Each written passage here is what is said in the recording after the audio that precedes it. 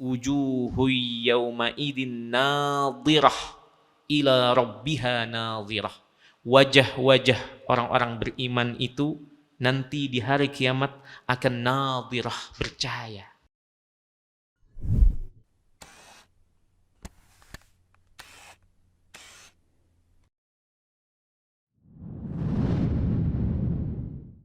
Assalamualaikum warahmatullahi wabarakatuh. Alhamdulillahilladzi arsala rasulahu bil huda wa dinil haqq liyudhhirahu 'alad dini kullihi wa kafa bihi shahida. Asyhadu an la ilaha illallah wahdahu la syarika lah wa asyhadu anna Muhammadan 'abduhu wa rasuluh. Allahumma salli wa sallim wa barik ala nabiyyina Muhammadin wa ala alihi wa sahbihi wa man tabi'ahum bi ihsanin ila yaumiddin. Amma ba'd. Hadirin jamaah Masjid As-Salam yang dimuliakan oleh Allah, tidak henti dan tidak lupa kita haturkan segala puji hanya kepada Allah Ta'ala, karena melalui rahmat dan pertolongannya jualah kita bisa kembali sama-sama duduk di majelis ilmu kali ini. Salawat beriring salam semoga senantiasa selalu tercurahkan kepada junjungan kita Nabi besar Muhammad sallallahu alaihi wasallam beserta segenap keluarga dan sahabat beliau tercinta. Baik, Bapak dan Ibu, ikhwan dan akhwat yang dimuliakan oleh Allah, kita tiba pada pertemuan ke-6 dari kajian kitab Aqidah Ar-Raziyain.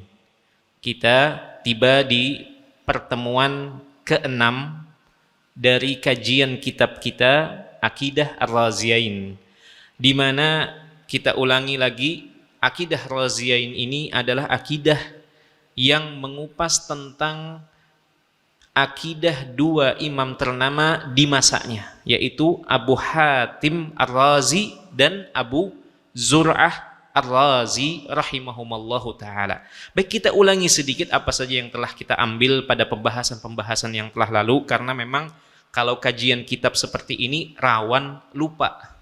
Pertemuan pertama, kedua, ketiga, maka salah satu metode yang biasanya kami dapati dari guru-guru kami di Madinah sana itu kembali diulang kembali apa saja yang telah kita ambil, walaupun cuman per poin saja, tidak mendetailnya. Baik, poin yang dulu kita ambil pada pertemuan pertama adalah terkait tentang apa itu iman. Iman adalah perkataan dan perbuatan, ucapan dan amalan, dan itu mencakup 3 hal: hati, lisan, dan anggota badan. Kemudian kita juga telah mengambil pembahasan tentang Al-Quran itu adalah kalamullah, perkataannya Allah Ta'ala. Kemudian pembahasan yang ketiga yang telah kita ambil sama-sama adalah terkait tentang beriman kepada takdir. Kemudian yang keempat, pembahasan yang keempat yang telah kita ambil dan kita kupas sama-sama itu terkait tentang para sahabat Nabi SAW. Sebaik-baik generasi adalah generasinya para sahabat, dan sebaik-baik manusia dari umat ini setelah nabinya adalah Abu Bakar radhiyallahu taala anhu, kemudian dilanjutkan setelahnya Umar, dan begitu seterusnya, 10 orang yang dijamin surga. Kemudian setelahnya siapa saja yang ikut pada peperangan Badar, kemudian Uhud, kemudian setelahnya Baiat Ridwan, dan kemudian para sahabat secara umum. Baik, itu pembahasan yang keberapa sudah? Kelima ya? Kelima.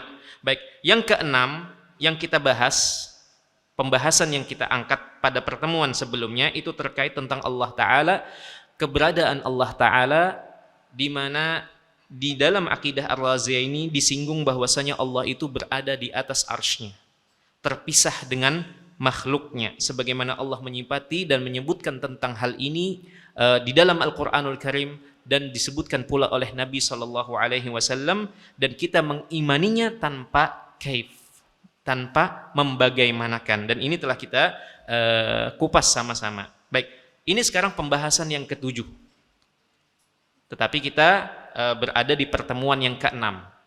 Pembahasan yang ke-7, jemaah sekalian yang dimuliakan oleh Allah, itu terkait tentang, masih berkaitan dengan Allah Ta'ala, tetapi dari sisi kitanya sebagai hamba-hamba Allah Ta'ala, yaitu keyakinan ahli sunnah wal jamaah, dan ini dibuktikan pula dengan apa yang dinukil di dalam akidah Ar-Raziyain ini. Karena akidah ahli sunnah wal jamaah itu, Bapak dan Ibu sekalian, itu sama. Mau itu dari abad ketiga, maupun dari abad ke-10, maupun dari abad ke-14, itu sama. Karena memang diwariskan dari generasi ke generasi. Tidak ada yang memunculkan sesuatu yang baru di dalam akidah ahli sunnah wal jamaah. Di mana akidah Ar-Raziyain atau Abu Hatim dan Abu Zur'ah, mereka meyakini selain yang telah kita sebutkan tadi poin-poinnya, nah yang berikutnya mereka meyakini bahwasanya orang-orang beriman itu akan mampu melihat Allah Jalla wa'ala, akan mampu melihat Allah Ta'ala di akhirat. Kita langsung bacakan saja teksnya. Wa annahu tabaraka wa ta'ala yura fil akhirati, dan bahwasanya Allah tabaraka wa ta'ala dilihat, disaksikan pada akhir atau pada negeri akhirat nanti.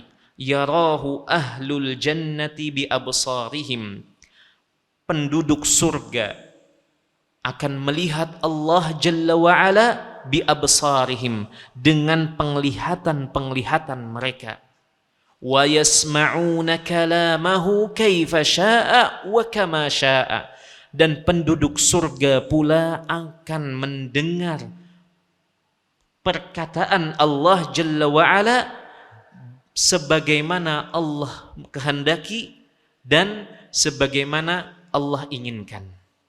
Baik, di sini pada kalimat ini atau pembahasan yang ketujuh yang diangkat dalam akidah Raziyain ini ada dua hal yang berkaitan dengan sifat Allah Ta'ala. Yang pertama, Allah Jalla wa'ala itu dilihat.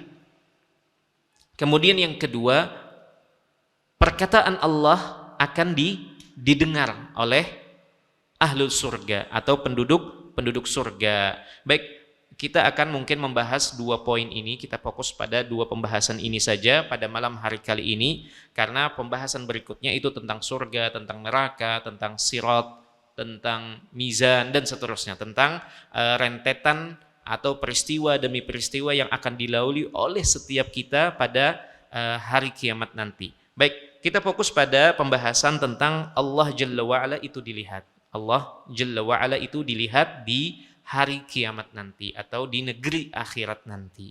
Baik, jemaah sekalian yang dimuliakan oleh Allah, hal ini berdasarkan dalil Al-Qur'anul Karim, dalil hadis Nabi sallallahu alaihi wasallam, dan juga ijma. Ijma itu adalah kesepakatan salaf, kesepakatan para sahabat. Jadi kalau para sahabat sudah bersepakat, maka kalau ada pendapat setelah para sahabat tersebut, maka itu sama saja merobek kesepakatan yang telah disepakati, dan itu merupakan kesepakatan levelnya tertinggi karena disepakati oleh generasi terbaik dari umat ini. Dan itu merupakan kesepakatan yang paling kuat di dalam agama kita. Kalau para sahabat generasi terbaik pertama, kemudian setelahnya generasi tabi'in, karena para tabi'in ilmunya tidak jauh dari ilmu para sahabat. Mereka mengambil agama ini dari para sahabat Nabi sallallahu alaihi wasallam. Makanya kata para ulama, terkait pembahasan Allah itu nanti akan dilihat di hari kiamat, itu dalil yang menunjukkannya itu ada 3 dalil. Dalil Al-Quran, dalil hadis, dan kesepakatan para salaf. Kesepakatan para salaf. Dan ini merupakan hal yang tidak dapat dibantah, tidak dapat ditolak. Kalau ada yang menolak hal ini, maka ia berhadapan dengan 3 dalil terkuat tersebut. Sulit dipatahkan. Akan tetapi dalam sejarah umat Islam tetap ada yang mengingkari. Nanti kita akan singgung sedikit siapa saja yang mengingkari bahwasanya Allah itu nanti dapat dilihat di hari kiamat. Baik, kita mengupas atau mengangkat tentang dalil Al-Quran dahulu. Dalil Al-Quran dahulu. Ibnu Taimiyah rahimahullahu ta'ala, beliau membawakan ada sejumlah ayat di dalam Al-Quranul Karim yang menerangkan bahwasanya Allah itu nanti akan dilihat di hari kiamat. Beliau membawakan ada sejumlah dalil dari Al-Qur'anul Karim saja, di antaranya surat Al-Qiyamah ayat 22 sampai 23. Wujuhu yawma idin nadhirah ila rabbiha nadhirah. Wajah-wajah orang-orang beriman itu nanti di hari kiamat akan nadhirah, bercahaya. Kenapa bercahaya? Karena mereka ila rabbiha nadhirah. Karena mereka melihat atau memandang ke arah Tuhan mereka, ke arah Rabb mereka. Ini dalil yang pertama. Kemudian Ibnu Taimiyah juga menyebutkan di antara dalil yang lain adalah dalam surat Al-Mutaffifin ayat yang ke-23. Kemudian beliau juga menyebutkan surat Yunus ayat 26. Lilladzina ahsanul husna wa ziyadah. Lilladzina ahsanu, bagi orang-orang yang berbuat ihsan. Dan berbuat ihsan di sini itu ada dua bagian. Ihsan kepada Allah Jalla wa Ala dan ihsan kepada sesama. Bagaimana atau apa maksud dari ihsan kepada Allah Ta'ala? Bagaimana kita berbuat baik tetapi kepada haknya Allah Ta'ala, yaitu dengan hadis Jibril. Jibril datang dalam sosok seorang lelaki, datang kepada Nabi SAW, dan itu di akhir-akhir. Artinya sudah sebagian besar syariat itu telah turun kepada Nabi SAW. Dan para ulama menyebutkan bahwasanya tentang rukun iman, rukun Islam diambilkan dari hadis Jibril ini. Karena ini bagian akhir-akhir hayat Nabi SAW. Jibril datang dalam sosok seorang lelaki asing, datang ke tengah kerumunan para sahabat Nabi SAW, kemudian datang bertanya, apa itu Islam? Apa itu iman? Dan ihsan. Ihsan yang dimaksud bukan ihsan berbuat baik kepada sesama, bukan. Tetapi ihsan kepada haknya Allah Jalla wa'ala. Maka Nabi SAW menjawab, anta'budallah ka'annaka tarahu. Engkau menyembah Allah Jalla wa'ala, engkau beribadah kepada Allah Ta'ala seakan-akan engkau sedang melihat Allah Ta'ala. Seakan-akan engkau sedang melihat Allah Ta'ala, sedang berada di hadapan Allah Ta'ala. Makanya dalam hadis yang lain disebutkan, idza shalla ahadukum fala yabsuq qibala wajhi. Kalau salah seorang di antara kalian sedang sholat, maka janganlah ia meludah ke arah depannya dan juga jangan ke arah sampingnya. Kenapa alasannya? Karena Nabi SAW menyebutkan fa innallaha qibala wajhihi, karena Allah Jalla wa Ala sedang berada di hadapannya. Memang kita tidak bisa melihat Allah saat ini, tapi kita bisa menghadirkan perasaan muraqabatullah, perasaan sedang diawasi oleh Allah Ta'ala. Oleh karena itu, kalau kita tidak bisa menghadirkan poin ini, kita beribadah kepada Allah seakan-akan kita melihat Allah langsung, maka kita berpindah kepada derajat yang lebih rendahnya dari derajat ihsan, yaitu kita beribadah dan kita merasakan pengawasan Allah ketika kita sedang menunaikan ibadah tersebut. Baik, itu maksud dari ihsan dalam hadis Jibril adalah ihsan kepada Allah Ta'ala. Adapun ihsan kepada sesama makhluk, itu adalah ihsan yang dimaksud dalam hadis yang lain, di mana Nabi SAW memerintahkan, idza dzabahtum fa ahsinu adzibhah. Kalau kalian menyembelih, maka perbaguslah cara menyembelihnya, yaitu dengan mempertajam pisau untuk menyembelih. Kemudian jangan dihadapkan hewan-hewan itu ketika salah satu hewannya disembelih, dihadapkan yang lain untuk melihatnya. Itu salah satu bentuk ihsan kepada hewan. Ihsan kita kepada tanaman, tumbuhan, dan lainnya juga sudah diatur di dalam syariat ini. Kita dilarang untuk buang air kecil, mohon maaf kencing, apalagi buang air besar di pohon yang di situ tempat pelaluan orang, tempat orang berteduh, atau ketika pohon sedang berbuah. Itu merupakan aturan dalam agama ini agar kita mengedepankan ihsan kepada sesama makhluk, apalagi kepada sesama manusia.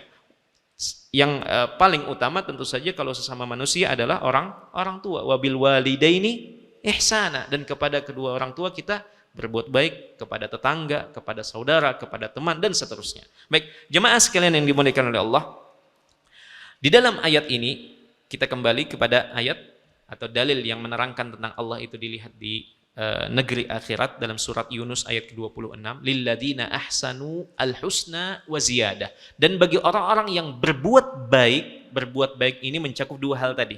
Berbuat baik terkait kepada hak Allah dan berbuat baik kepada hak sesama makhluk. Baik, apa balasannya? Al-husna wa ziyadah. Jadi ada dua yang akan didapat oleh orang-orang muhsinin. Yang pertama al-husna, dan yang kedua adalah ziyadah.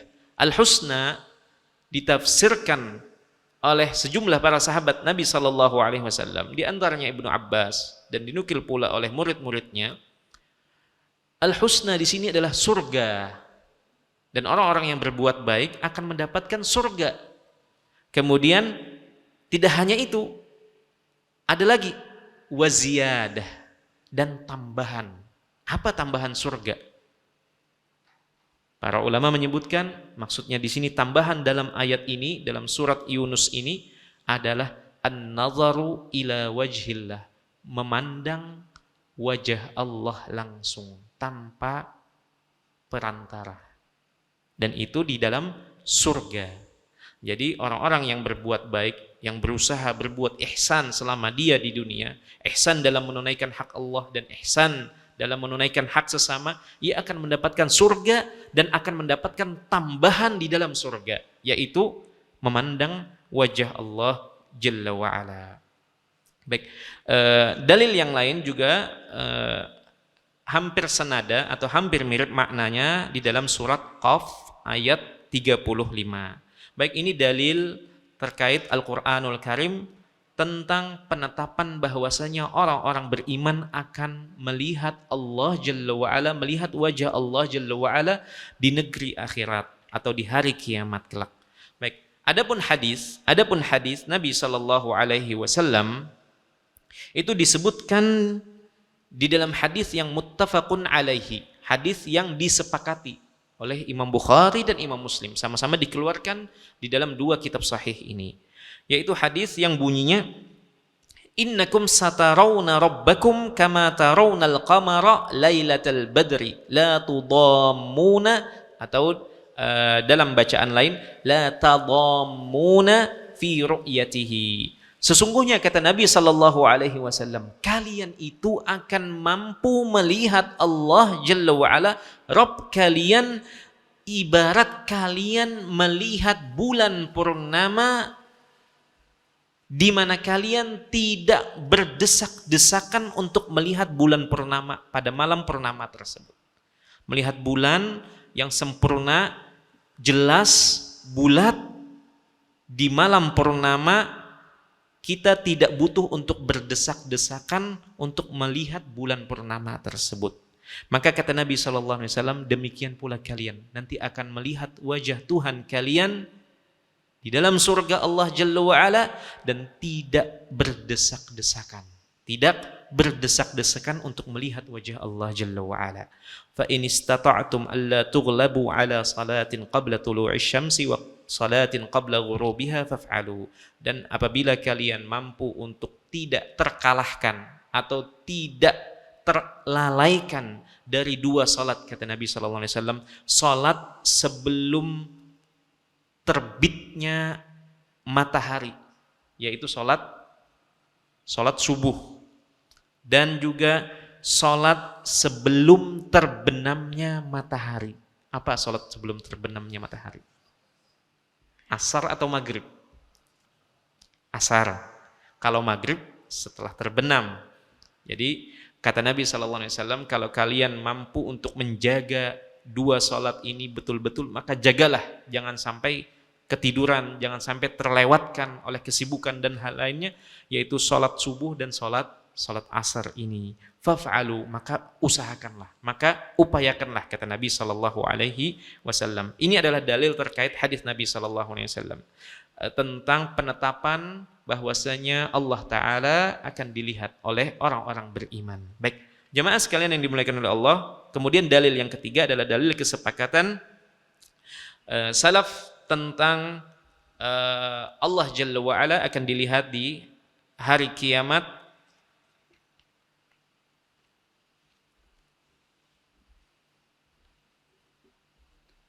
atau di negeri akhirat. Baik, jemaah sekalian yang dimuliakan oleh Allah, tentang rincian lebih detail di mana saja letak Allah menunjukkan dirinya di hari kiamat. Itu juga dibahas oleh ulama kita, bahwasanya Allah Ta'ala menampakkan dirinya pada dua lokasi di negeri akhirat nanti. Yang pertama di dalam surga, dan ini disepakati oleh para ulama. Orang-orang beriman, penduduk surga akan mampu melihat wajah Allah Ta'ala, akan dimampukan, akan diberi kemampuan, ditambah oleh Allah Ta'ala untuk mampu memandang indahnya wajah Allah Ta'ala. Baik, namun sebelum itu juga Allah Ta'ala menampakkan dirinya. Sebelum di surga, Allah juga menampakkan dirinya, dan itu terjadi dinamakan di tempat namanya Arasatul Qiyamah. Arasat Qiyamah. Arasat di sini adalah sebuah tempat tanah lapang, tidak ada bangunan sedikit pun, tidak ada pohon sedikit pun, tidak ada gundukan sedikit pun. Dan itu menjadi sifat padang mahsyar nanti. Tempat semua manusia berkumpul itu nanti adalah tanah lapang, padang lapang, tidak ada satupun pohon, tidak ada satupun bukit atau gundukan tanah, dan tidak ada satupun bangunan, benar-benar kosong dan datar. Warnanya dalam hadis yang lain, dalam hadis syafaat disebutkan warnanya itu putih kemerah-merahan, Artinya tidak ada tempat bernaung di padang mahsyar, tidak ada tempat bernaung. Makanya diberikan atau disebutkan dalam keutamaan 7 golongan yang mendapat naungan Allah Ta'ala, karena memang pada masa itu atau pada waktu itu tidak ada naungan, tidak ada tempat bernaung dari teriknya matahari yang didekatkan oleh Allah Ta'ala. Matahari yang didekatkan oleh Allah Ta'ala. Baik, jemaah sekalian yang dimuliakan oleh Allah, itu yang namanya tadi Arasat, atau nama lainnya padang mahsyar, padang berkumpulnya seluruh makhluk untuk menunggu tibanya perhitungan dan penimbangan setiap amal perbuatan yang pernah atau selama ini dilakukan di dunia semasa hidup. Dan disebutkan dalam masalah ini Allah Ta'ala menunjukkan dirinya di padang mahsyar tersebut. Akan tetapi para ulama berbeda pendapat terkait siapa yang mampu melihat Allah Ta'ala di kesempatan yang pertama ini. Di kesempatan yang pertama ini. Pendapat yang pertama menyebutkan bahwasanya semua penduduk padang mahsyar pada waktu itu melihat Allah Ta'ala. Melihat Allah Ta'ala. Baik itu yang beriman maupun yang kafir maupun yang munafik. Semuanya melihat Allah Ta'ala. Semuanya melihat Allah Ta'ala. Akan tetapi para ulama yang ambil pendapat pertama ini, mereka berpendapat bahwasanya orang-orang beriman melihat Allah Ta'ala itu ibarat mereka sudah plong. Selama ini mereka beribadah kepada Tuhan yang belum mereka lihat, yang belum mereka jumpai. Mereka beriman secara gaib. Mereka beriman kepada Allah Ta'ala, kemudian ketika di padang mahsyar mereka melihat itulah Tuhan yang mereka sembah. Maka mereka merasakan nikmat, tetapi tidak sebesar nikmat di dalam surga, karena masih ketakutan. Karena belum jelas ini akan mendapatkan surga atau mendapatkan neraka, akan ditimbang masing-masing amalannya. Jadi para ulama menyebutkan kita melihat Allah di padang mahsyar itu bukan melihat yang melihat dalam keadaan menikmati, belum melihat dalam keadaan rileks. Menikmati, memandang wajah Allah itu terjadi di dalam surga. Adapun di situ para nabi sekalipun mereka khawatir tentang kondisi masing-masing. Makanya mereka tidak sempat. Makanya Aisyah radhiyallahu taala anha ketika digambarkan oleh Nabi sallallahu alaihi wasallam bahwasanya semua manusia itu nanti dibangkitkan dalam keadaan tidak berbusana, tidak memakai sendal, tidak berkhitan. Maka Aisyah bingung, kalau begitu nanti bisa kita memandang satu sama lain. Kata Nabi sallallahu alaihi wasallam, "Wahai Aisyah, perkara di hari itu jauh lebih besar dari perkara melihat memandang satu sama lain. Oh ini peluh keringatnya sudah sampai ke sini. Oh aku hanya sedikit ya." Nah itu bukan membandingkan, masing-masing memikirkan diri sendiri. Makanya pada hari itu anak bisa lari dari orang tuanya, saudara bisa tidak memikirkan saudarinya yang lain, karena masing-masing memikirkan diri sendiri. Bahkan para nabi pun ketika diminta bantuannya mereka mengatakan nafsi, nafsi, nafsi, diriku, diriku, diriku, masing-masing kata para nabi yang dimintai syafaat yang besar tersebut. Nah ini pendapat yang pertama. Sementara orang-orang kafir dan orang-orang munafik, orang-orang kafir ketika mereka mandang atau melihat Allah Jalla wa'ala menampakkan dirinya di padang mahsyar, kata para ulama, ibarat pencuri melihat polisi. Kira-kira himung lah. Pencuri yang sudah tertangkap ini di padang mahsyar, ketika polisi ada, tentu saja dia bukan melihat senang, tetapi justru semakin takut.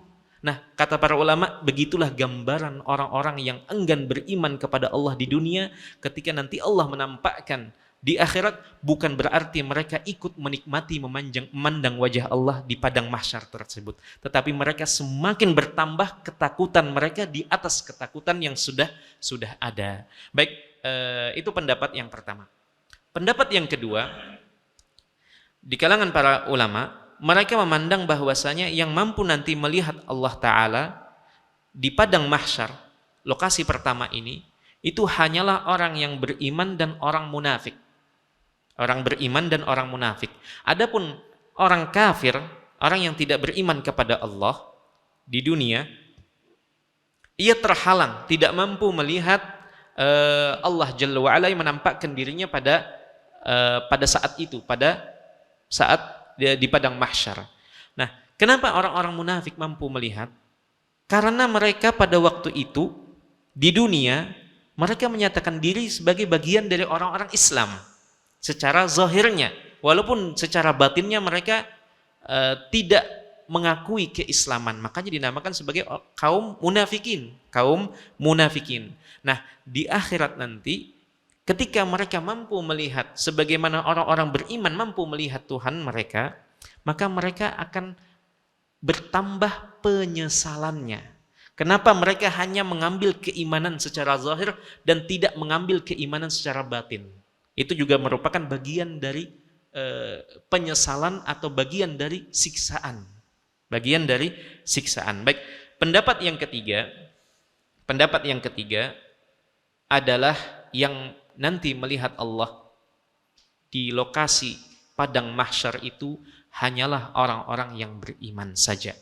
Hanya orang-orang yang beriman saja. Wallahu a'lam, dan tidak ada dikuatkan karena masing-masing mereka mengambil kesimpulan atau istimbat dari dalil-dalil yang ada. Masing-masing pendapat ini mengambil kesimpulan dari hadis-hadis maupun ayat-ayat yang membicarakan atau mengangkat tentang orang-orang beriman melihat Allah Ta'ala. Apakah di sini orang-orang beriman mencakup orang-orang yang tidak beriman juga ataukah tidak? Baik, lokasi yang kedua yang tadi telah kita sebutkan tadi adalah di dalam surga Allah Ta'ala setelah seluruh penduduk surga, memasuki surga Allah Ta'ala dengan tingkatan-tingkatan yang ada. Semoga Allah Ta'ala menjadikan kita sebagai penghuni dan penduduk surganya kelak. Amin ya rabbal alamin. Maka disinilah orang-orang beriman akan hati mereka sudah hilang, lenyap kecemasan, kekhawatiran, karena mereka telah memasuki surga. Begitulah kaki pertama kali melangkahkan memasuki surga Allah Ta'ala, memasuki pintu surga, maka telah lenyap kekhawatiran, ketakutan bahwa dirinya akan dimasukkan ke dalam neraka Jahannam. Maka di saat itulah orang-orang beriman mendapatkan nikmat demi nikmat, dan kemudian Allah menyeru bahwasanya kalian akan mendapatkan yang lebih baik dari nikmat-nikmat ini. Maka mereka bertanya, adakah yang lebih nikmat daripada nikmat-nikmat yang sudah kami rasakan ini, yang sekarang kami rasakan ini? Ada. Kemudian Allah Ta'ala menampakkan dirinya. Di saat itulah benar-benar orang-orang beriman menikmati untuk memandang wajah Allah Jalla wa'ala. Semoga Allah Ta'ala tidak mengharamkan wajah-wajah kita untuk bisa memandang wajahnya kelak. Amin ya rabbal alamin. Baik, sebelum kita berpindah kepada poin yang kedua, yaitu terkait tentang orang-orang beriman akan mendengar perkataan Allah Jalla wa'ala, kalam Allah. Nanti sebelum itu kami paparkan ada dua syubhat sekira kita belajar tentang beberapa argumen terkait penetapan orang-orang beriman akan melihat wajah Allah Ta'ala. Jadi dalam sejarah umat Islam ada beberapa kelompok yang mengingkari hal tersebut. Walaupun di dalam Al-Quran telah disebutkan, Nabi SAW telah menegaskan, dan para sahabat telah bersepakat, tetap saja ada yang mengingkarinya. Ada yang mengingkari bahwasanya Allah itu akan dapat dilihat di hari kiamat. Di antaranya mereka adalah kelompok Mu'tazilah yang mengedepankan akal atau logika. Nah, mereka juga berargumentasi dengan ayat yang lain. Dalam surat, ini yang pertama, dan itu kita akan berikan jawabannya, atau kita akan coba kenali jawabannya. Dan itu akan kita dapati mungkin di sekeliling kita. Karena memang secara kelompok sudah hilang. Tetapi pemikiran-pemikiran ini terus ada yang mengadopsi dari masa ke masa. Walaupun tidak dalam bentuk kelompok. Tetapi ada terus pemikiran-pemikiran mereka. Buah-buah pemikiran ini terus diwarisi atau terus diadopsi. Baik, yang pertama mereka mengatakan bahwasanya Allah Ta'ala mengatakan kepada Musa dalam surat Al-A'raf ayat 143, lan tarani, engkau tidak dapat melihatku, kata Allah Ta'ala. Ketika Nabi Musa meminta kepada Allah Ta'ala agar diperkenankan untuk melihat langsung Allah Ta'ala. Kemudian Allah mengatakan, lan tarani, engkau tidak dapat melihatku. Maka jawabannya hadirin sekalian yang dimuliakan oleh Allah, ayat ini terkait penafian, pengingkaran terhadap kemungkinan Nabi Musa atau siapapun selain Nabi Musa di kalangan umat manusia untuk dapat melihat Allah Ta'ala di dunia. Di dunia. Dan ayat ini tidak bertentangan dengan ayat yang tadi disebutkan, wujuhu yawma idin nadhirah ila rabbiha nadhirah, kepada Tuhannya atau kepada Tuhan mereka memandang. Maka ini tidak bertentangan karena ayat ini terkait di dunia dan ayat yang satunya terkait di akhirat. Nah, mereka mencoba membenturkan ayat-ayat suci Al-Quran untuk memuluskan pemikiran mereka bahwasanya Allah tidak dapat dilihat. Baik, itu terkait yang pertama. Kemudian yang kedua, kerancuan yang kedua yang biasanya dikemukakan oleh orang-orang yang belum mau menerima sepenuhnya ayat-ayat suci Al-Quranul Karim maupun hadis-hadis Nabi SAW tentang sifat-sifat Allah, itu mereka mengatakan atau mereka juga berargumentasi dengan ayat suci Al-Quran pada surat Al-An'am ayat 103. La tudrikuhul absar. Allah itu tidak mampu diliputi oleh pandangan-pandangan. Mereka mengatakan ayat ini menunjukkan berarti Allah itu tidak bisa dilihat, tidak bisa dipandang. Nah, hal ini tentu saja berbeda dengan apa yang dipahami oleh ahli sunnah wal jamaah atau generasi salaf, di mana ayat ini menafikan, meniadakan kemampuan kita untuk melihat Allah secara keseluruhan dari berbagai sisi. Kenapa? Karena Allah itu akbar. Allah paling besarnya. Arsy itu sudah makhluk yang paling besar di alam semesta ini, tidak ada yang lebih besar daripada arsy-nya. Dan Allah, kata Nabi SAW, lebih besar, jauh lebih besar dari makhluk yang diciptakan paling besar ini, wa fawqa dzalik, dan Allah di atasnya. Allah di atasnya. Artinya kita yang kecil ini tidak mungkin bisa melihat Allah dari berbagai sisi.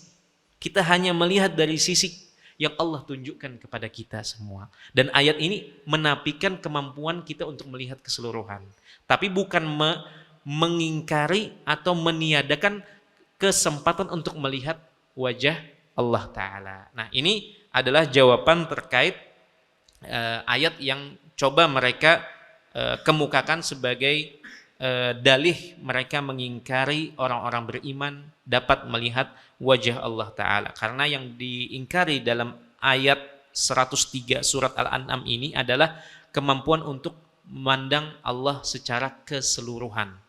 Adapun yang tidak diingkari adalah memandang wajah Allah Jalla wa'ala bukan secara keseluruhan. Baik jemaah sekalian yang dimuliakan oleh Allah, itu terkait tentang poin yang pertama. Poin yang kedua, sebagaimana dalam akidah Ar-Raziyain ini disebutkan bahwasanya wa yasma'una kalamahu. Mereka orang-orang beriman akan mampu mendengar perkataan Allah Ta'ala. Akan mampu mendengar perkataan Allah Ta'ala kaifa syaa, sebagaimana Allah inginkan. Sebagaimana Allah inginkan. Nah, keyakinan Ahlus Sunnah wal Jamaah, mereka meyakini Allah Ta'ala berbicara. Dan Allah memiliki sifat bicara. Dan mereka meyakini Allah mengajak bicara sejumlah makhluknya. Allah memanggil Adam alaihissalam. Ketika awal diciptakannya, Allah memanggil Adam alaihissalam. Allah mengajak Musa untuk bicara. Wa kallamallahu Musa taklima. Allah ajak bicara Nabi Musa alaihissalam. Dan masa ketika Allah memanggil Adam dengan masa ketika Allah memanggil Musa dan mengajak bicara Musa itu masa yang berbeda. Artinya Allah berbicara kapan Allah mau dan dengan apa Allah mau. Allah berbicara kepada Nabi Musa dengan bahasa Taurat. Allah berbicara kepada Nabi Muhammad SAW dengan bahasa Al-Quranul Karim, dan Al-Quran dalam bahasa Arab. Itu yang maksud dari perkataan Ahlus Sunnah wal Jamaah, Allah memiliki sifat bicara dan Allah berbicara sesuai dengan kehendak Allah dan dengan apa yang Allah mau. Dengan apa yang Allah mau, dan Allah mengajak bicara kepada sejumlah makhluknya. Allah mengajak bicara Jibril, salah satu contoh dari kalangan malaikat. Allah mengajak bicara sejumlah rasulnya, Nabi Musa alaihissalam, dan dikenal salah satu sebutan Nabi Musa adalah Musa Kalimullah, orang yang diajak bicara langsung oleh Allah Ta'ala. Baik, dan itu merupakan menjadi keistimewaan Nabi Musa alaihissalam yang tidak dimiliki oleh nabi-nabi yang lain. Baik jemaah sekalian yang dimuliakan oleh Allah, itulah keyakinan Ahlus Sunnah wal Jamaah. Mereka meyakini Allah Ta'ala berbicara, dan biasanya subtopik dari pembahasan sifat bicara Allah ini adalah terkait Al-Quranul Karim. Keyakinan Ahlus Sunnah wal Jamaah, mereka meyakini Al-Quranul Karim itu adalah kalamullah, perkataannya Allah Ta'ala. Allah berkata di dalam Al-Quran tersebut dengan suara yang didengar dan huruf yang dapat dibaca. Kenapa ada tambahan suara yang dapat didengar dan huruf yang dapat dibaca? Karena ini untuk mengkanter, untuk menyanggah sebagian pendapat yang mengatakan, iya, kita meyakini Allah itu bicara, tetapi bicaranya adalah dalam bicara suara hati. Iya, kita mengakui Allah itu bicara, tetapi bicaranya Allah itu Allah ciptakan bicaranya ini pada tempat yang lain, bukan dari diri Allah berbicara. Bagaimana? Bingung kita kan? Nah, makanya ahlu sunnah wal jamaah atau sebagian ulama, mereka menambahkan terkait Al-Quran ini, Al-Quran kalamullah, perkataan Allah, baik itu hurufnya maupun suaranya Allah berbicara dengan Al-Quran tersebut. Karena sebagian orang menganggap Al-Quran itu iya perkataan Allah, tetapi perkataan hatinya Allah Ta'ala. Adapun yang menyuarakannya itu adalah Jibril atau bisa jadi Muhammad. Dan ini adalah kerancuan. Makanya sebagian ulama menambahkan pengertian tentang Al-Quran ini adalah perkataan Allah. Allah berbicara dengan Al-Quran dengan suara yang didengar oleh Jibril dan dengan huruf yang dapat dilihat. Huruf Al-Quran itu berasal dari Allah Jalla wa'ala juga. Baik jemaah sekalian yang dimuliakan oleh Allah. Baik, itu terkait tentang poin yang kedua ini. Ada beberapa perkataan sejumlah kelompok yang mereka tentu saja berseberangan dengan metode yang digunakan oleh para salaf rahimahullahu ta'ala, di antaranya kelompok Jahmiyah. Ini kita untuk mengenal apa saja pendapat-pendapat yang ada terkait tentang Al-Quranul Karim maupun sifat bicaranya Allah Ta'ala. Kelompok ini mereka mengatakan bahwasanya Allah itu tidak berbicara. Allah itu tidak berbicara. Akan tetapi Allah menciptakan sifat bicara ini di luar dari dirinya. Jadi Allah ciptakan makhluk, kemudian ini untuk mengutarakan apa yang Allah mau. Dan ini merupakan sebuah keberanian terkait tentang Allah Jalla wa'ala. Allah mengatakan Allah dirinya berbicara. Mohon maaf di kalangan kita, kalau ada yang memiliki kekurangan kemampuan untuk berbicara, itu dikatakan tidak sempurna, ya kan? Berkebutuhan khusus, iya kan? Karena mampu berbicara, kemudian mengutarakan isi hati, dan itu dapat dipahami oleh lawan bicara, itu merupakan sifat kesempurnaan di makhluk. Maka yang memberikan sifat kesempurnaan pada makhluk, bukankah lebih pantas untuk memiliki sifat yang demikian? Jadi para ulama menyebutkan kaidahnya, dan ini yang harus kita terapkan tentang Tuhan kita. Setiap sifat kesempurnaan yang ada pada diri makhluk, tentu saja yang memberikan kesempurnaan tersebut, walaupun kadarnya sesuai dengan kadar makhluk, tentu saja dia lebih berhak dan lebih utama memiliki kesempurnaan tersebut. Contohnya bicara, melihat. Ada orang, mohon maaf, tidak bisa melihat, Pak. Apakah dikatakan sebagai seorang yang sempurna fisiknya? Enggak kan? Nah, sebagian kelompok, salah satunya Jahmiyah, mereka mengatakan Allah itu tidak melihat, tidak mendengar, tidak bicara, walaupun bahasanya halus. Allah tidak berbicara secara langsung, tapi Allah ciptakan. Allah mendengar, tetapi bukan dengan pendengaran. Allah melihat, bukan dengan penglihatan. Gimana, Ustaz? Ulun juga kada paham. Baik, karena ini makai ilmu retorika. Dan kita pun juga dengan yang kita terbiasa dengan menerima dalil Al-Quran, dalil hadis berdasarkan pemahaman para sahabat, kita tidak akan sanggup mengikuti alur jalan mereka ini. Baik, itu pendapat dari Jahmiyah. Makanya para ulama mengatakan bahwasanya Allah itu bicara, Allah itu berbicara, dan Allah mengajak bicara sejumlah makhluknya. Kemudian ada kelompok namanya Kullabiyah, pengikut Abdullah bin Sa'id bin Kullab. Ia mengatakan bahwasanya Al-Quran ini merupakan hikayah, hikayat tentang kalamullah. Hikayat. Jadi Al-Quran yang antum baca itu bukan perkataan Allah sebenarnya. Itu adalah hikayat. Hikayat itu mengisahkan ulang. Jadi bukan asli, bukan orisinal. Jadi hikayat ini adalah gambaran tentang perkataan Allah, tapi itu bukan perkataan yang sebenarnya.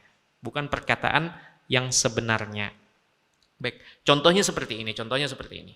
Dan hikayat nanti juga akan diikuti oleh kelompok yang mengikuti Abul Hasan Al-Asy'ari. Mereka sebenarnya hampir mirip. Mereka mengatakan Al-Quran itu adalah kalamullah, tetapi makna di sini adalah maknanya apa? Makna perkataan isi hati atau perkataan hati. Atau mereka juga mengatakan itu ibarah bukan hikayat. Tapi hikayat dan ibarah ini sebenarnya hampir mirip. Jadi contohnya seperti ini. Nanti kita tutup kajian kita karena sudah mungkin mau mendekati jam 8, barangkali ada yang punya kesibukan besok pagi. Baik, contohnya seperti ini untuk memudahkan. Ulun mengatakan ruangan induk Masjid As-Salam ini warnanya didominasi putih. Coba. Ruangan induk Masjid As-Salam ini didominasi warna putih. Ada 8. Nah, hikayat itu pian ceritakan ulang. Dan pian ceritakan ulang ini kada mesti dengan 8 suku atau 8 kata ini. Bisa jadi bisa jadi pian rubah susunannya, pian tambahi atau pian cari sinonim katanya. Atau pian katakan Ustadz mengatakan bahwa berapa sudah? Tadi kita 8 kan? Ganti ruangan, Pak. Apa misalkan? Persamaan ruangan apa? Aula. Tadi ruangan. Yang perkataan sebenarnya yang orisinal tuh ini. Aula masjid atau Masjid As-Salam ini warnanya terang. Ada keabu-abuannya, ada 10. Kan berbeda tuh. Nah, ini maksudnya hikayat. Diceritakan ulang, ditakbirkan ulang, disusun ulang. Siapa yang menyusunnya? Jibril atau Nabi Muhammad SAW. Yang jelas bukan Allah. Jadi mereka tidak meyakini Al-Quran ini itu persis perkataan Allah Jalla wa'ala. Nah, itu maksud dari hikayat atau pendekatan makna dari hikayat atau ibarah. Dan kelompok Kullabiyah ini, pengikut Abdullah bin Sa'id bin Kullab, mereka meyakini Al-Quran iya memang kalamullah, tetapi bukan kalamullah yang aslinya. Yang aslinya ada di sisi Allah Ta'ala. Ada di sisi Allah Ta'ala. Adapun yang ini, yang di hadapan kita ini adalah hikayat. Hikayat penyusunan ulang dari perkataan Allah Ta'ala. Demikian pula kelompok yang mengikuti Abul Hasan Al-Asy'ari dan juga Maturidiyah, mereka mengatakan Al-Quran yang ada di tengah kaum muslimin adalah ibarah. Ibarah ini hampir mirip dengan hikayat tentang kalamullah. Kemudian adapun terkait tentang apakah Allah memiliki sifat bicara, mereka meyakini Allah memiliki sifat bicara, tapi bicaranya kalam nafsi atau nafsani, bicara dalam hati. Bicara dalam hati. Makanya ditambahkan oleh sebagian ulama ahli sunnah, Allah berbicara dengan suara yang didengar. Siapa yang mendengar? Jibril. Siapa yang mendengar? Musa alaihissalam. Musa mendengar perkataan Allah Ta'ala. Baik, demikian. Wallahu ta'ala a'lam bissawab. Semoga apa yang disampaikan ini menjadi pemberat timbangan amal kebaikan kita. Dan semoga Allah melipat gandakan pahala kita semua, walaupun di tengah guyuran air hujan yang cukup deras di beberapa titik kota Banjarmasin. Tadi kami sempat terlambat dan kami sempat berpikir kalau seandainya tahu ada jalan pintas yang lebih dekat, ke Masjid As-Salam ke Banjar ini dari Martapura, maka pasti kami pilih itu. Nah, subhanallah, teringat dengan penjelasan tentang hadis keutamaan menuntut ilmu. Para ulama menyebutkan menuntut ilmu agama itu adalah jalan pintas ke surga yang paling lapang, jalannya paling lebar, tidak banyak rintangan, tidak banyak lobak, tidak banyak macet, paling los. Maka pasti kalau kita menemui kemacetan di jalan, kita berpikir pasti kalau ada jalan alternatif dan jalan alternatif itu lebih cepat, pasti kita mengambil itu kan. Begitu pula dalam beribadah kepada Allah. Nah, kenapa menuntut ilmu, hadir di majelis ilmu ini sebagai untuk mungkin sedikit tambahan biar tambah semangat, tetap istiqomah. Dinamakan menuntut ilmu ini jalan pintas paling cepat ke surga Allah Ta'ala. Karena berdasarkan hadis-hadis Nabi Sallallahu Alaihi Wasallam tentang keutamaan menuntut ilmu, hadir di majelis ilmu. Orang yang hadir di majelis ilmu, walaupun cuman membawa raganya saja ini, Pak, tidak pikirannya tentang bisnisnya, pikirannya tentang anaknya, duduk, itu tetap mendapatkan keutamaan majelis ilmu. Didoakan malaikat, bahkan didoakan makhluk di lautan dan semut di dalam lubangnya. Sebagaimana hal tersebut. Maka ketika seorang memaksakan dirinya, walaupun lagi sedang banyak masalah, hadir aja di majelis ilmu, karena akan mendapatkan apa ia duduk di majelis ilmu, selama itu pula akan mendapatkan doa malaikat dan doa makhluk-makhluk yang tidak bermaksiat kepada Allah Ta'ala. Maka amalan yang paling mudah sebenarnya untuk kita raih. Kalau kita lagi banyak dosa, duduk saja di majelis ilmu. Walaupun guring limbah itu, tidak masalah. Itu jauh lebih baik daripada duduknya di muka TV. Sebenarnya, makanya dinamakan jalan pintas yang paling mudah, paling cepat untuk menuju surga. Kenapa? Karena keutamaannya sangat besar sekali. Itu bagi yang hadir, apalagi bagi yang menyampaikan. Makanya banyak sekali keutamaan-keutamaan yang didapat oleh orang yang duduk di majelis ilmu. Apalagi sambil mencatat atau sambil mengingat-ingat, mendengarkan dengan seksama, itu merupakan akan mendapatkan tambahan faedah yang siapa tahu suatu saat akan berguna atau bermanfaat untuk kemudian hari diamalkan. Ya, semoga itu yang diharapkan oleh kita semua mendapatkan ampunan dari Allah Ta'ala, ridha dari Allah, karena apa yang kita lakukan ini sejatinya adalah mengejar ridha dan cinta Allah Ta'ala. Demikian, sallallahu ala nabiyyina Muhammad wa akhiru da'wana anil hamdulillahi rabbil alamin. Subhanakallahumma bihamdika asyhadu an la ilaha illa anta astaghfiruka wa atubu ilaik. Assalamualaikum warahmatullahi wabarakatuh. Terima kasih, jazakumullah khairan wa barakallahu fikum. Video ini dibuat atas partisipasi dari donasi Anda. Semoga menjadi amal jariah bagi Anda semuanya.